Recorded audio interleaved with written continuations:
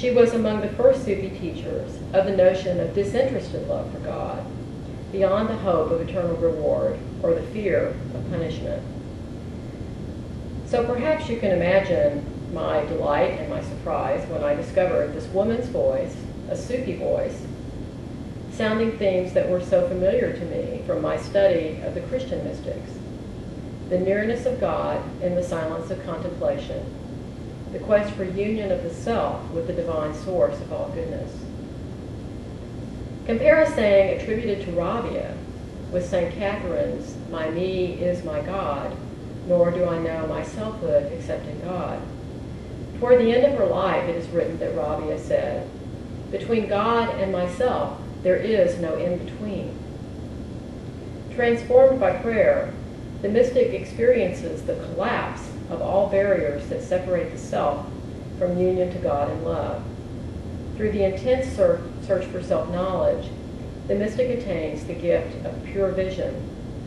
One of the recorded stories of her life that suggests that Rabia refused one of her suitors by responding that not she, but only God, could give consent to her marriage contract. She had passed out of self and knew her existence only in God. She had become one with God and was God's alone. As Islam flowered, Christianity was beset by corruption and all kinds of dissension. But the river of divine love continued to flow through the prayer and writings of mystics despite the flames of persecution in the Inquisition period. Women mystics associated with the Beguine movement, which reached its zenith in the 13th century, produced vernacular texts that swim in the stream of divine love that unites the believer to God. Mechtilde of Magdeburg, Hadewig of Antwerp, and Marguerite Porete are prominent examples of these Beguine mystics. A beautiful paraphrase of one of Hadewig's texts admonishes the aspiring mystic to love God with God's own love, so as to become God with God. Marguerite Porete was burnt alive in Paris in 1310 because she refused to renounce her book, known as The Mirror of Simple Souls. Marguerite's book takes the form of a dialogue among the allegorical figures, reason, love, and the soul. It is a handbook for a spiritually successful life, a life of spiritual ascent toward the divine life. In the final stage of spiritual perfection, the will is aligned with divine will.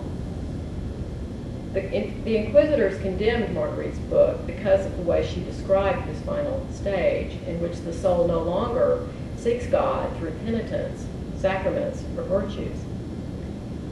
The church was threatened by this lack of reliance upon clerical approval. So the Inquisitors conveniently neglected Marguerite's basis for this spiritual freedom.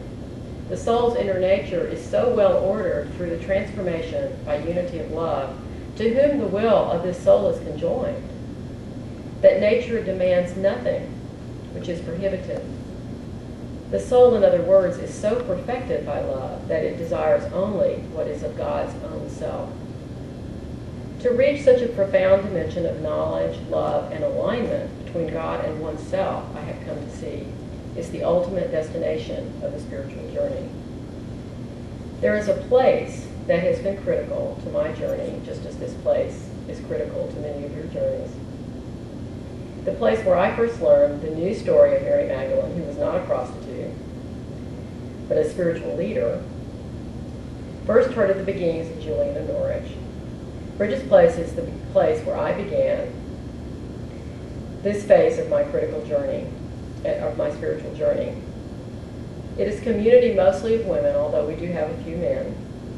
There are meditation groups and book study groups, lectures, and worship with the Magdalene community at Rothko Chapel. Several times a year, we have a special service to celebrate Mary Magdalene, or St. Bridget, our namesake. Near the end of my time in seminary, at a Bridges Place workshop, I was introduced to holotropic breathwork at a weekend workshop with Diane Howe. The Buddhist teacher, Jack Kornfield, I understand, is the source of the saying that doing holotropic breathwork is like meditating on a freight train. No truer statement has ever been made. Our greatest prayer, Thomas Keating has written, is for transformation. That is the implicit prayer in centering prayer, and it is the explicit intention of the interior adventure for which holotropic breathwork provides a kind of portal. Through holotropic breathwork, one can open a door to an inner world. One can come into a heightened dimension of self-knowledge, and by extension, awareness of the divine presence deep within the self. What I am learning and gradually integrating is the deep truth that we are not separate from God. We are God manifesting. Just as I am in some most basic way God, the same is true of you. I found this idea shocking at first. It seemed incomprehensible